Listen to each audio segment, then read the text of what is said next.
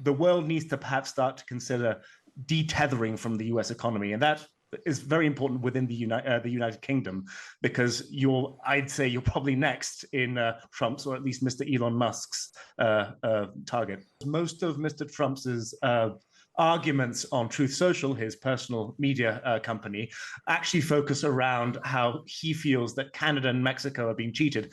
Mexico, of course, has issues with the drug trade, mostly, the government here would say, because Americans won't stop consuming the drugs and sending high caliber weapons over the border.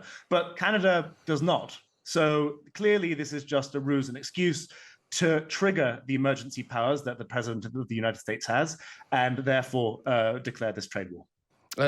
Mexico's president, Claudia Sheinbaum, has said that her country would impose retaliatory tariffs in defense of Mexico's interests. How exactly would that work?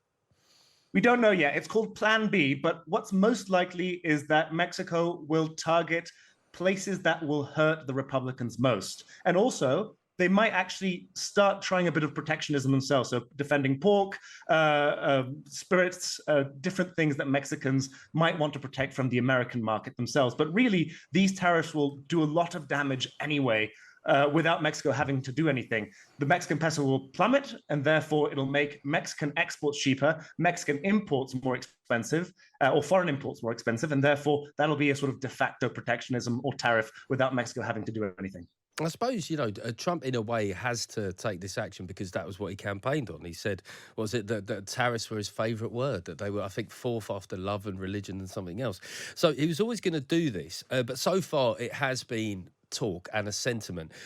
What is going to be the response globally? Is there a chance that Mexico and Canada are going to get into talks together to work together to cut the US out of the picture? The truth is, you cannot cut the US out of the picture. 80% of Mexico's exports and 70% of Canada's exports go to the United States. However, we have been incredibly irresponsible over the past 30 years, assuming that the United States would generously accept our goods for the rest of time, and we've become willingly dependent on them. And so I think the world needs to perhaps start to consider detethering from the US economy, and that is very important within the United Kingdom, because I'd say you're probably next in Trump's, or at least Mr. Elon Musk's target. I mean, with the latest tariffs on Mexico, the illegal immigration purge, and plans also to extend the border wall, is there a sense in Mexico, as you're joining us live from Mexico City, is there a sense that Mexico is being particularly singled out? Mexico's been a target for the Republicans for a long time now. We're seeing it come into practice now, but Mexico's relatively prepared. We've got programs that not only receive the migrants that are sent into Mexico, but we give them about $100 to send them home, reintegrate them into the Mexican economy. And so on that front, we're very keen to make it clear that we're happy to get these migrants back. They're valuable members of society, as opposed to the criminals that Mr. Trump paints them to be. These criminals building American houses, picking American fruit. The fact that eggs and produce are about 5 times more expensive today in the United States than in Mexico is a direct effect of these policies. I mean, Trump, some of the political cover that he's using to enact these tariffs is he suggested that there have been violations of trade deals. Is that true, or is Trump just looking for cover to change the terms of the deals that he already had? The only person violating trade deals is Mr. Trump. The USMCA, the treaty that covers the whole of North America, is very clear about what you can and cannot do in terms of tariffs, and Mr. Trump has broken them. This is why I'm really insistent about the fact that we need to untether as much as we can from the US economy, because the US, as it becomes more autocratic and more erratic, is not a reliable business partner. I mean, you look at the broader picture here. If the plan is, and he suggested that he wants to remodel the US economy to eventually do away with income tax and base it solely on tariffs, that is, even in his boosterish assessment, that would be a long-term project. How well equipped do you think he is to deal with the potential blowback at home? We don't know yet, but I think it's very clear from what you've said that this is a hard right policy that will tax the poor, because that's what a tariff is. Americans will end up paying for these tariffs, not Mexicans.